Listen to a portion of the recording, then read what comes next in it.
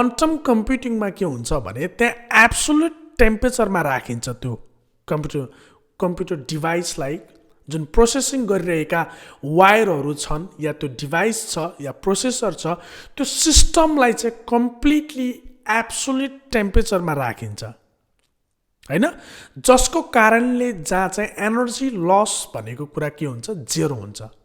Completely एउटा ideal केसमा चाहिँ त्यहाँ के गर्छ, काम गर्छ युज गरिएको मेटेरियल हैन। तसर्थ सुपरपोजिसनमा के भइदिन्छ भने जसरी मसिन ल्याङ्ग्वेजमा सामान्य कम्प्युटरमा 0 र 1 दुईटा मात्रै पोसिबिलिटी सम्भाव्यताको कुरा थियो भने क्वान्टम कम्प्युटिङमा के हुन्छ भन्दा मल्टिपल पोसिबिलिटिजहरू हैन, मिलियन्स ट्रिलियन्स अफ पोसिबिलिटिजहरू एट द सेम टाइम चाहिँ त्यहाँनिर चाहिँ हुन्छ।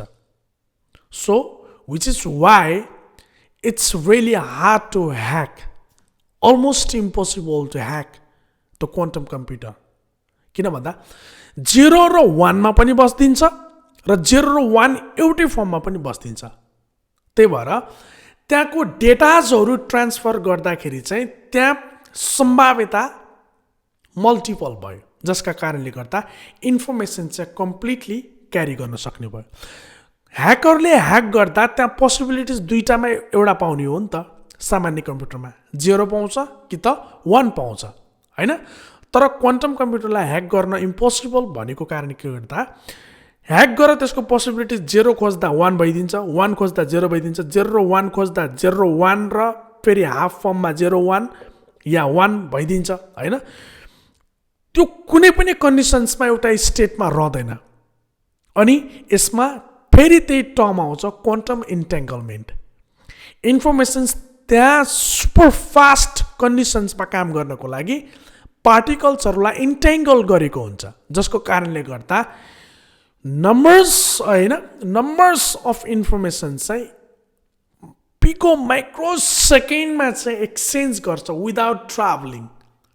इन्फर्मेसन्स चाहिँ के गर्छ, ट्रान्सफर गर्छ, जसको कारणले गर्दा सुपर फास्ट हुन्छ र सामान्य कम्प्युटरले लगाइरहेको जुन हामीले दिएको टास्कहरूलाई काम गर्छ, जसरी जुन अनुसार काम गरिरहेको हुन्छ, क्वान्टम कम्प्युटरमा चाहिँ कम्प्लिटली विदिन फ्यु सेकेन्ड्स चाहिँ त्यसले ह्युज डेटाहरू, इमेज प्रोसेसिङका कुराहरू, म्याथमेटिकल कम्प्लेक्स क्यालकुलेसन्सका कुराहरू, युनिभर्सका कुराहरू, एस्ट्रोनोमीका कुराहरू, सबै चिजलाई त्यसले जहाँ लाखौँ जीबीमा बसेका डेटाहरू चाहिँ त्यसले माइक्रो सेकेन्ड्समा चाहिँ त्यसले के गरिदिन्छ, सल्भ गरिदिन्छ। किन भन्दा अलमोस्ट इन्फिनाइट त्योसँग पोसिबिलिटिजका कुराहरू आउँछ त्यहाँ, जसको कारणले गर्दा त्यो सुपर फास्ट हुन्छ। यो कम्प्युटरलाई तपाईँले धेरै कम्प्लेक्स नसोच्नुहोस्। यो जुन येल्लो कलरको छ यो कम्प्लिटली यसको एउटा डिभाइस हो। जसरी एउटा सामान्य कम्प्युटरमा एउटा मदरबोर्ड हुन्छ, प्रोसेसर हुन्छ, ऱ्याम हुन्छ, रोम हुन्छ, हार्ड डिस्क, सबै कुराहरूको समिश्रण एउटा मदरबोर्ड बनाएको हुन्छ।